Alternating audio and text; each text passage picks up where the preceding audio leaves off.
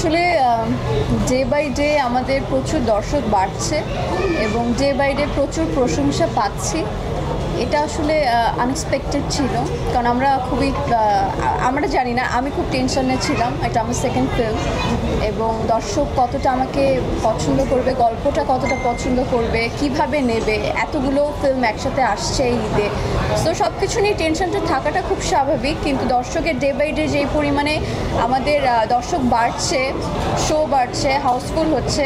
আমি আজকেও দর্শকের সাথে বসে কিছুক্ষণ সিনেমাটা উপভোগ করেছি এবং শেষে তারা যেই পরিমাণে আমাদের সকলকে প্রতিক্রিয়া জানিয়েছে, এত পজিটিভভাবে তারা কথা বলছে, প্রশংসা করছে এবং গল্পটা তারা বারবারই একটা কথা বলছে যে আগে কেন আসেনি।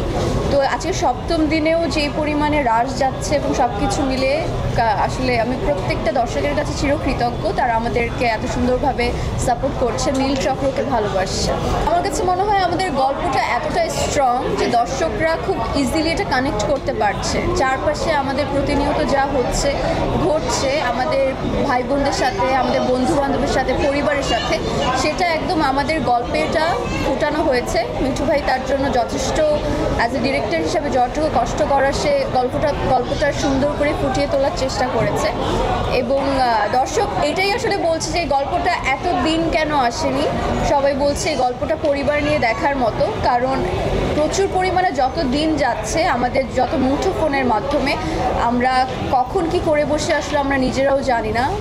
ছেলেমেয়েরা যারা school going, college, varsity going, সবাই মোস্ট অফ দ্য পিপল হয়তো আমরা ওই পর্যন্ত আমাদের পৌঁছাতে পারছে না যে যারা সাইবার বুলিংয়ের মাধ্যমে শিকার হচ্ছে এবং যারা নানানভাবে সোশ্যাল মিডিয়াতে হ্যারাসমেন্ট হচ্ছে, যারা অল্পের মধ্যে অনেক ফেম চাচ্ছে। তো এইগুলোর পিছনে যে গল্পগুলো, তো আমার মনে হয় যে আমাদের খুবই স্ট্রংভাবে আমাদের সিনেমায় সুন্দর করে এটা দেখানো হয়েছে।